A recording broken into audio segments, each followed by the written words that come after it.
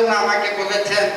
বাংলাদেশ জাতীয় শ্রমিক পার্টির ঢাকা মহানগর উত্তরের উদ্যোগে আজ শুক্রবার সকাল 10টায় বনানীর টিএনটি আনসার ক্যাম্প মাঠে এক মত বিনিময় সভা অনুষ্ঠিত হয়। অনুষ্ঠানে প্রধান অতিথি হিসেবে উপস্থিত ছিলেন বাংলাদেশ জাতীয় পার্টি বিজেপি এর কেন্দ্রীয় সাংগঠনিক সম্পাদক নুরুজ্জামান হীরা। তিনি শ্রমিক অধিকার, ন্যায্য মজুরি ও সংগঠনের ভবিষ্যৎ পরিকল্পনা নিয়ে গুরুত্বপূর্ণ বক্তব্য প্রদান করেন।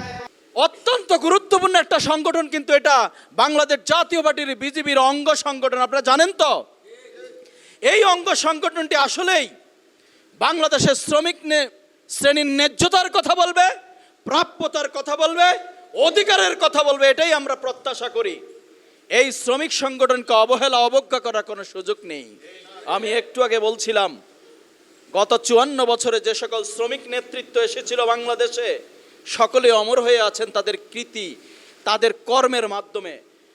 আগ্রাসন বিরোধী, সাম্রাজ্য বিরোধী নেতা মজলুম জননেতা মাওলানা আব্দুল হামিদ খান ভাসানীর নাম আপনারা শুনেছেন।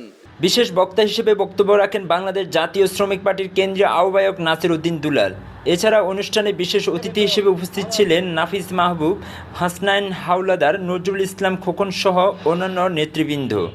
সবাই সভাপতিত্ব করেন বাংলাদেশ জাতীয় শ্রমিক পার্টির ঢাকা মহানগর উত্তরের আহ্বায়ক গিয়াসউদ্দিন শিকদার। বক্তারা এ সময় শ্রমিকদের অধিকার আদায়ে ও সংগঠনের কার্যক্রম আরও গতিশীল করতে ঐক্যবদ্ধভাবে কাজ করার আহ্বান জানান। উনি যে কথাগুলো বলছে আজ পর্যন্ত, এই 8 সাল হইতে 25 সাল পর্যন্ত যে কথাগুলো বলছে, প্রতিটা কথা একইভাবে সে চালাই যাচ্ছে। কিন্তু তার ভিতর কখনো ভয় ভীত একমাত্র কোনো কিছু নাই, শুধু একমাত্র আল্লাহ ছাড়া উনি আর কাউকে ভয় পান না।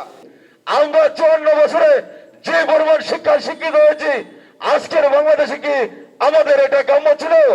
এটা আমাদের কখনোই কাম্য ছিল না। আমরা চেয়েছিলাম এই বাংলাদেশ হবে ক্ষুধা মুক্ত, দারিদ্র মুক্ত এবং একটি সুশিক্ষা শিক্ষিত দেশ। কিন্তু সেই দেশ 54 বছরে আমরা কি পেয়েছি? আমরা এমন একজন নেতার স্বপ্ন দেখেছি, যিনি স্বপ্ন দেখায় এবং স্বপ্নকে বাস্তবায়ন করার জন্য যিনি কাজ করে থাকেন। ব্যারিস্টার আলী প্রমাণপত্র যখন অ্যারেস্ট হয়েছিল, সেই দিন পরাশক্তির কাছে মাথা নত করে নাই। এখন যেটার লেগে কথাটা আমাদেরকে বলতে এসে, আমার যে 26টি থানার দায়িত্ব আমাকে দিছে, এই 26টি থানার সাথে আমি কথা বলছি ফোনে, এখন সকলের সাথে আমার রেকর্ড আছে।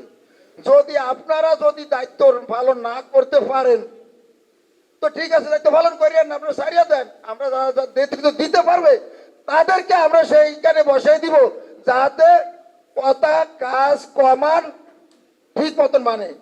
এখানে যা নির্দেশনা দিয়েছেন আমার নেতারা, সকল নির্দেশনা মোতাবেক যদি আপনারা কাজ করতে পারেন, তাহলে ব্যারিস্টার আন্দালি রহমান পার্থ ভাইকে হাতকে শক্তিশালী করতে পারেন।